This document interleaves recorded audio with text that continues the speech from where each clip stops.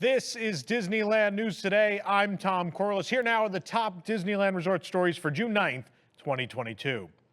In a performance of Fantasmic earlier in the week, Mickey Mouse stole the show, but in a different way than usual. Mickey was taking center stage right before the iconic pyrotechnic display of magic when he slipped and fell. Luckily, ever the charismatic star, Mickey bounced right back up just in time to complete the act. You can watch this unfortunate incident and smooth recovery in the video right now from @5AraPop. Luckily, Mickey seemed to be okay. Good job, Mick. A guest posted a video of themselves sticking their feet, oh boy, into Splash Mountain's water at Disneyland while the ride was in motion. As the charismatic voice at the loading dock says, guests should keep their hands, arms, feet, and legs inside the vehicle at all times, but otherwise you could be injured or worse, kicked out of the park permanently. I don't know, is that worse? I don't know. As if the action itself was not enough, the guest later posted a video of the deed to TikTok on the 25th of May, jokingly used a dog's barking audio to highlight the fact that he is entirely barefoot. People in the comments are split between approving this chaotic action and condemning it entirely. It's 2022 in a nutshell. One thing is for sure, though, this is incredibly dangerous. It does bring to mind for me a couple years ago on Pirates of the Caribbean here in Florida, a guest lost part of a finger on the ride, and Disney actually couldn't figure out why. There's a famous story of cast members. They went down to like Casey's Corner and they got a bunch of hot dogs and they put them on sticks and they stuck them down the side of the boat on a couple rides to try to figure out exactly where the guy could have done this. So, you know, I know in this TikTok social media generation, it's really cool to try to get attention by doing stuff like this. But these are big mechanical things, these attractions. You will lose an appendage. So don't be stupid. If you're going to be stupid, buy yourself a studio and do a Thursday night variety show where you can do dumb things like make avatar puppets or, you know, all sorts of things like we do. That's the safe, correct way to do it, folks. Blue Bayou restaurant in New Orleans Square at Disneyland has reopened after a months-long refurbishment. It's accepting walk-ins for the next few days. Our reporter Charlie Shelton had a lot of thoughts on his dining experience, which you can watch in a YouTube video. We have a full review. If you ever wonder what it's like to dine in the Blue Bayou with pirates closed and a big wall up against the waterway, you can go ahead and watch this video review. We have a review on the site as well. We tried some new dishes, some new items, as well as some classics like the Monte Cristo. We decided to head on down the Bayou and sample Harbor Galley's most popular menu choices at Disneyland. We expected a flavorful taste of the South. Instead, we got creative meals that failed to deliver the delights of Southern comfort. Nonetheless, there's the Pelican Punch for $5.49, which is a chilled tropical blend of pineapple, coconut, and lime. The Harbor Muffaletta Salad for $11.49, which has cured meats and cheese on mixed lettuce with olive tapenade, gardenia, pepperoncini, and Italian dressing with sliced sourdough. The vegetable gumbo in sourdough bread bowl, this is a classic, is fresh-baked sourdough bread bowl with choice of clam chowder, steak gumbo, or vegetable gumbo. You can check out the review on our website. The entrance tree of Tarzan's Treehouse has been fully removed from Disneyland, and construction walls have come down. Walls, scrim, and scaffolding remain up around the rest of the attraction, which is being rethemed. The rumor is it's going to be Encanto. It sounds all but confirmed at this point.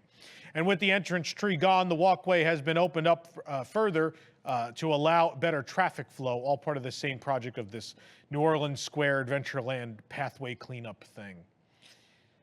Having trouble telling your Rathars from your Dianogas? Well, thankfully, the Creature Stall has you covered with a new notebook, and off-worlders like you can pick it up right now on Batu. The Creature Stall notebook is $24.99. The front and back cover show off-color illustrations of the creatures listed within, and inside, the same illustrations appear in orange and white. Appropriately, the notebook can be found at the Creature Stall as well as at the corner table that also sells items from the shop in the marketplace in Galaxy's Edge. You can support the entire team behind this show and others by joining the WDWNT Inner Globe Society. You can do that at patreon.com/WDWNT.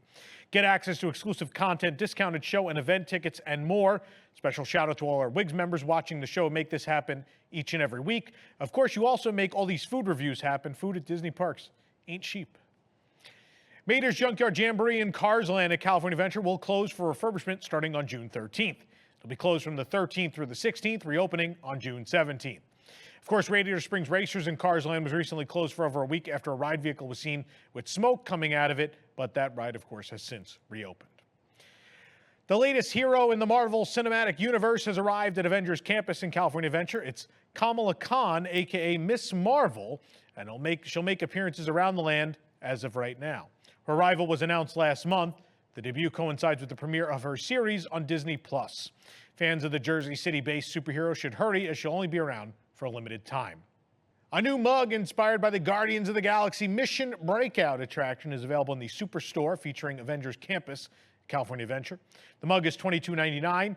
Each side of the mug features the silhouette of a different Guardian of the Galaxy, or two, in some cases, in their electrified display cases from the attraction. I need this. This is great.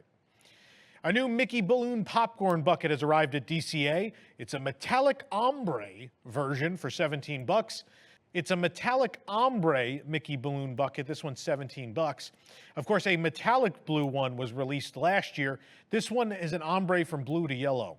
I'm begging Disney parks to stop remaking the same popcorn bucket 50 times. Like, it's even at the point where I'm like, you know what?